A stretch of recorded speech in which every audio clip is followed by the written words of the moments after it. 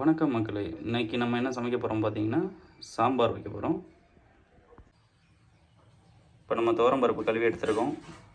இது கூட நம்ம என்னென்னு சேர்க்க போகிறோம் அப்படின்னா, பெரிய வெங்காயம் கொஞ்சம் கட் பண்ணியிருக்கேன், சின்ன வெங்காயம் கொஞ்சம் எடுத்துருக்கேன், தக்காளி 2 தக்காளி எடுத்துருக்கேன், பச்சை மிளகா ஒரு 5 பச்சை மிளகா எடுத்துருக்கேன், பூண்டு கொஞ்சம் எடுத்துருக்கேன். இது எல்லாத்தையும் ஒன்று சேர்த்து கொஞ்சமாக தண்ணி விட்டு ஒரு 4 விசில் விட போகிறோம்.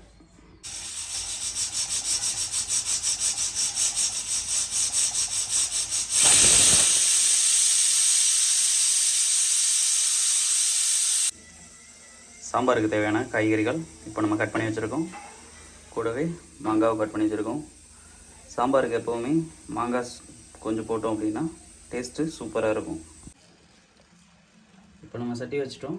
இதில் வந்து பார்த்திங்கன்னா கொஞ்சமாக எண்ணெய் சேர்க்குறோம். இப்போ நம்ம கடுகு உளுத்தம்பருப்பு சேர்த்துருக்கோம்.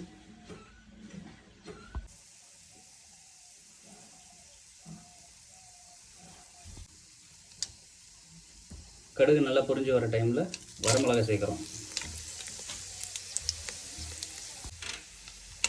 அடுத்து இது கூட கொஞ்சமாக பெருங்காய பவுடர் சேர்க்குறோம்.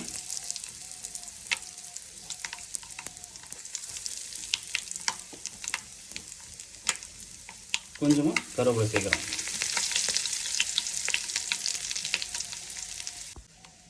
இது கூட நம்ம வெட்டி வச்சிருக்கிற காய்கறிலாம் சேர்க்குறோம்.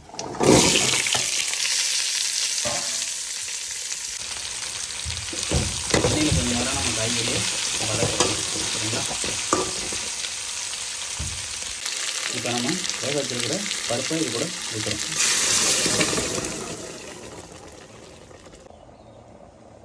இது கூட நம்ம கொஞ்சமாக மிளகாத்தூள் சேர்த்துக்கிறோம். கூடவே சாம்பார் பொடி சேர்க்குறோம்.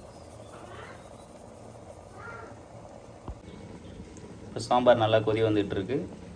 நல்லா கொதிச்சதுக்கப்புறம் கடைசியாக நம்ம இறக்கிறதுக்கு ஒரு 10 நிமிஷத்துக்கு முன்னாடி அந்த மாங்காவை போட்டு இறக்க வேண்டியதுதான். நல்லா கொதி வந்துருச்சு. இந்த டைமில் நம்ம என்ன பண்ண போகிறோம்னா மாங்காய் சேர்க்குறோம்.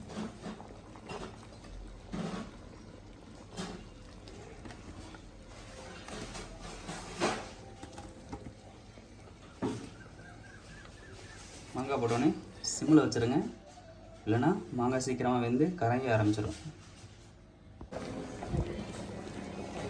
இப்போ சாம்பார் ரெடி ஆகிடுச்சு. நம்ம ஃபைனலாக கொத்தமல்லி தலையை போட்டு இறக்கிடலாம். ஓகே, அவ்வளோதான். அடுப்பு ஆஃப் பண்ணிடலாம். ஓகே, இப்போ நம்ம என்ன பண்ண போகிறோம் அப்படின்னா சாப்பாட்டில் போட்டு சாப்பிட்டு டேஸ்ட்டு பார்க்க போகிறோம். வாசமே அருமையாக வந்திருக்கு. சாப்பிட்டு பார்த்துட்டு எப்படி இருக்குன்னு சொல்கிறேன். மறக்காமல் லைக் பண்ணுங்கள், ஷேர் பண்ணுங்கள், கமெண்ட் பண்ணுங்கள். தேங்க்யூ.